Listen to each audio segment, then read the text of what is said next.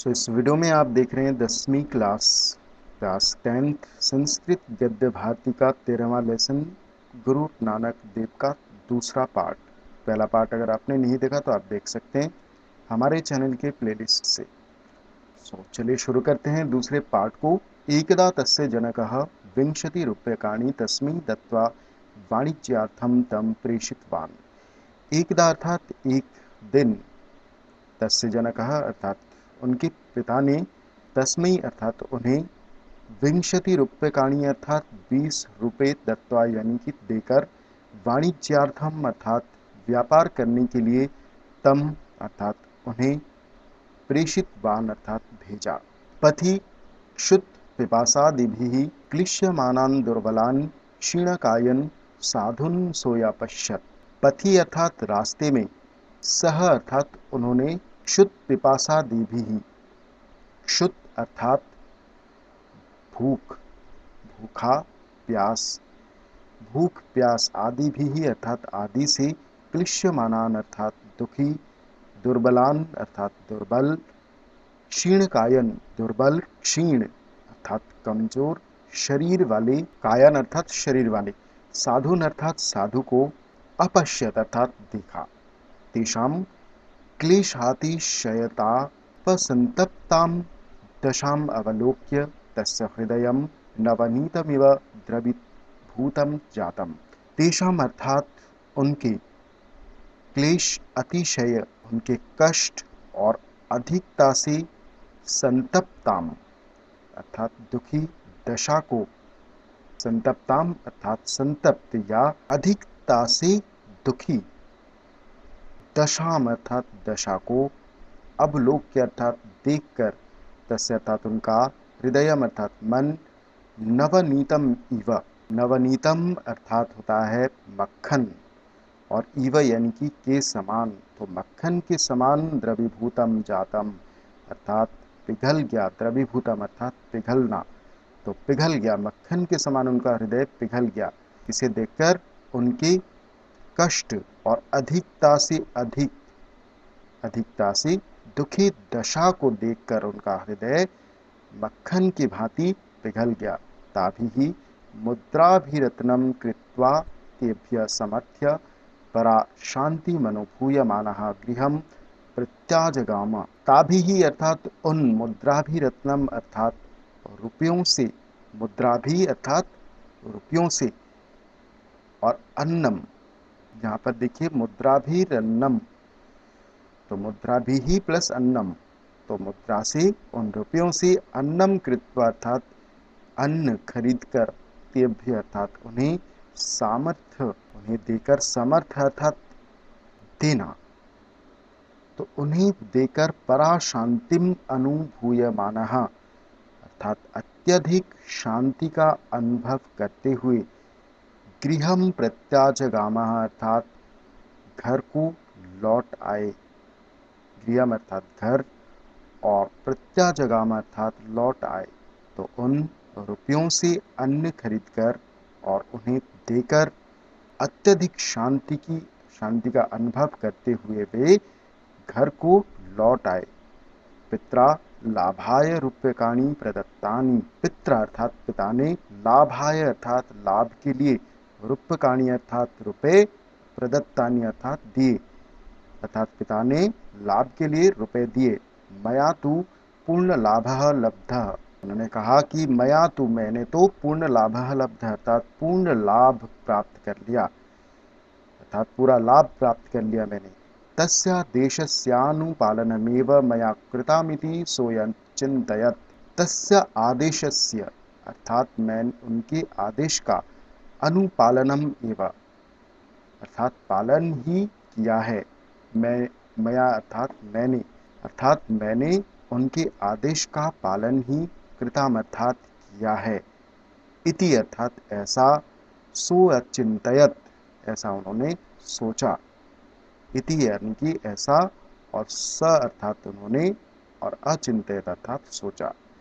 पिता तस्य तद्भृत्यं संस्मृत्य खिद्यमानः वृषं चुकोप। पिता तस्य अर्थात उनके पिता, तत् भृत्यम अर्थात उस समाचार को वृत्तम अर्थात समाचार को संश्रुत्य अर्थात सुनकर खिद्यमानः भृशं चुकोप अर्थात दुखी होते हुए, खिद्यमानः अर्थात दुखी होते हुए, भृशम अर्थात बहुत, चुकोप अर्थात क्रुद्ध हुए।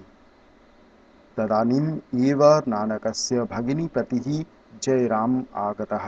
तदानीम एव अर्थात उसी समय नानक के बहनोई, भगिनीपति अर्थात बहनोई, जयराम आ गए। तद अखिलम उदत्तम उदंतम ज्ञात्वा तम स्वनगरम सुल्तानपुरम आनयत।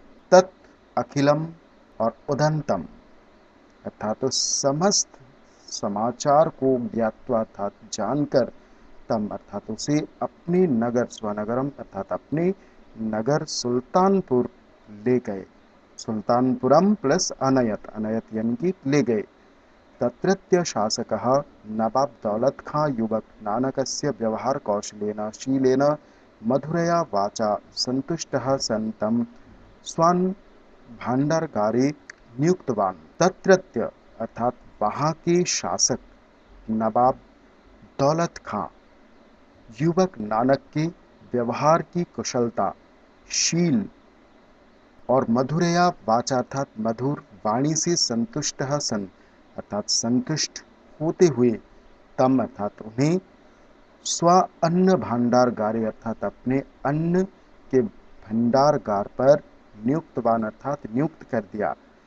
स्व निष्प्रिय वृत्त्याश्रमेण कर्मणा च नानकः स्व स्वामिनं दौलत खां महाशयं तुतोषा। स्व अर्थात अपनी, निष्प्रिय वृत्त्या अर्थात निस्वार्थ, वृत्त अर्थात व्यवहार से, श्रम से, परिश्रम से, चयन की और कर्मणा अर्थात कार्य से, नानक अर्थात नानक ने स्वस्वामिनम अर्थात अपने स्वामी दौलत खां महाशयम अर्थात दौलत खां महाशय को तुतोष अर्थात संतुष्ट कर दिया।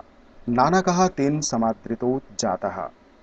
नानक अर्थात नानक ने उनसे अर्थात अपने स्वामी से समादृतो अर्थात अत्यधिक आदर जाता है अर्थात प्राप्त किया। तद्यशो असहमानैः बहुभिः दोषाधिक्षुभिः राजपुरुषैः कर्णिजपैः बोधितोऽपि दौलत खां महाशयः नानकी दोषम न अपश्यत। तत् यशो असहमानैः अर्थात उनके यश को, तत् अर्थात उनके यश को, असहमानैः अर्थात सहन न करने वाले, बहु भी अर्थात बहुत से, दोषाधिक शुभ ही अर्थात दोषों को देखने की इच्छा रखने वाले, चुगलखोर राजपुरुष अर्थात राज कर्मचारियों के द्वारा, करणी जपेह अर्थात बहकाए जाने पर, बोधितो अर्थात ज्ञान कराने पर भी, दौलत खां महाशय ने नानक ही दोषम न अपश्यत अर्थात नानक में दोष नहीं देखा, न अपश्यत अर्थात दोष नहीं देखा। महत्सु दोष दर्शनम राजकुलस्य सहजा रीति ही। महत्सु दोष दर्शनम, महत्सु अर्थात होता है महान पुरुषों में, दोष दर्शनम अर्थात दोष निकालना, राजकुल से अर्थात राजकुल का, सहजा रीति ही अर्थात स्वाभाविक रिवाज है। आदिवस स्वकार्य संपादयन्यसु संध्या काले अन्यैः युवकैः सह एकत्रोपविश्य परमात्म चिंतनम तन्नाम कीर्तनंच करोति स्म। आदिवस अर्थात दिन भर, स्वकार्यम अर्थात अपने कार्य को, संपादयत अर्थात संपादन करते हुए, पूरा करते हुए, असो अर्थात वे, संध्या काले अर्थात शाम के समय, अन्य अर्थात दूसरे, युवक सह अर्थात युवकों के साथ, एकत्र उपविश्य अर्थात एकत्रित होकर, एक जगह बैठकर, उपविश्य अर्थात बैठकर, एकत्रित होकर बैठकर, परमात्म चिंतनम अर्थात परमात्मा का चिंतन, चयन की और, तन नाम कीर्तनम अर्थात उनके नाम का कीर्तन, तत् नाम कीर्तनम तो उनके नाम का कीर्तन, करोति स्म अर्थात करते थे। दानाधिकम च तस्य कर्म तत्रापि सातत्येन चलति स्म। तस्य अर्थात उनका दान आदि का काम कर्म अर्थात काम, तत्रापि अर्थात वहाँ भी, सातत्येन अर्थात लगातार निरंतर, चलति स्म अर्थात चलता रहता था। तो वहाँ भी उनके जो दान आदि का कर्म वहाँ भी चलता था। कहाँ पर? दौलत खां जी के अन्न भंडार में। तो वहाँ भी वो दान आदि के काम वो चलाए रखते थे। तो इसी के साथ ही ये पार्ट 2 मैं समाप्त करता हूँ। अगर ये वीडियो आपको अच्छा लगा तो वीडियो को लाइक, कमेंट और शेयर जरूर करें। मिलते हैं अगले वीडियो में। Thank you.